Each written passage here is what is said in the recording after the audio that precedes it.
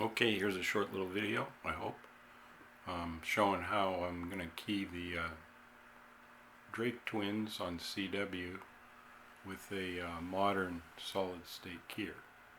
Actually can use paddles or a keyboard and have all the advantages of memories and so forth.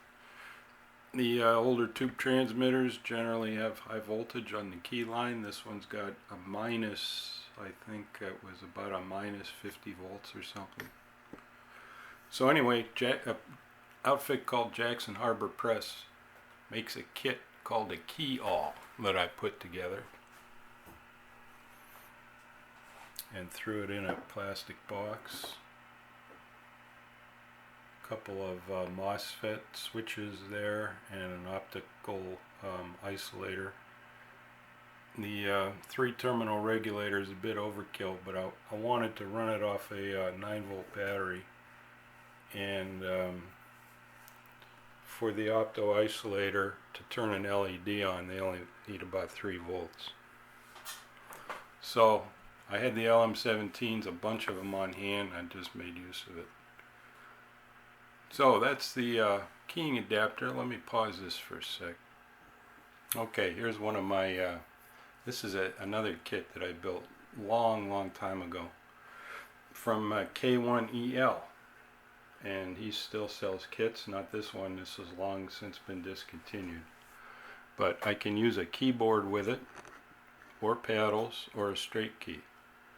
And it's got a built-in side tone, a whole bunch of features, automatic number for contesting, and you know, just too many features to name, bunch of memories.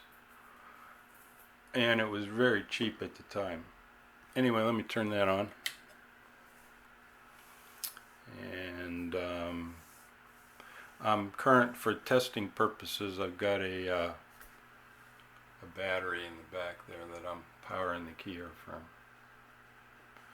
So that's ready to send. We'll check the speed here. The display is 23 words a minute. The display is only shows you what's going out in transmit. It doesn't, it's not a reader at all. Although he now makes kits that are both, I'm pretty sure. So we got the paddle hooked up to that and the keyboard hooked up to that keyer, and the keyer is hooked up to the Jackson Harbor Press Keyall, and the output of the Keyall goes to the Drake transmitter. And let me give you a quick little demo here if I can. Show you the watt meter up here. Let me pause this for just a second. Okay, maybe you'll get a feel for how this all works. I'm going to turn the Keyall on, and I'll use the paddles here for a second.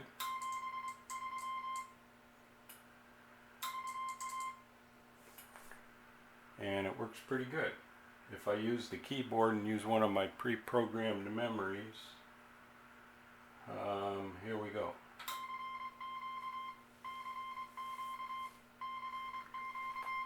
Silent, no relays clicking, no mechanical stuff going on, all electronic switching. Transmitter loves it.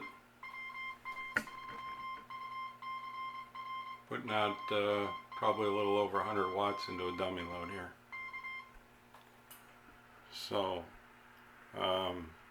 the reason why it looks kind of funky there on the front panel is because I use a box that I had something else in.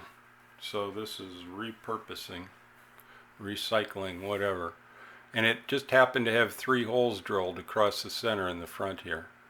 I put one in the back for the keyer output, but the reason for the way it looks is, you know, using available parts on hand.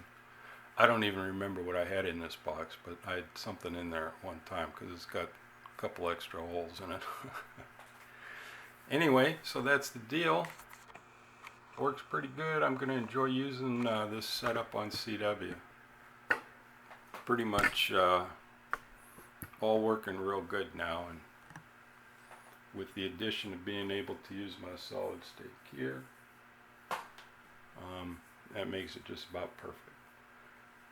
So anyway, got another one of these to build for Alan. He had 2 kits that he never put together, and I found another box that I think I'm going to use for his. Oh yeah, here it is.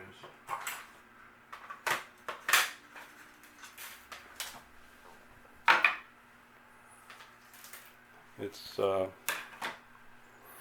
not the same size, and it's got some dust and junk in it from being up in the attic, but it'll hold a 9-volt battery too, and plenty of room for the 3-volt regulator and the Keyall kit.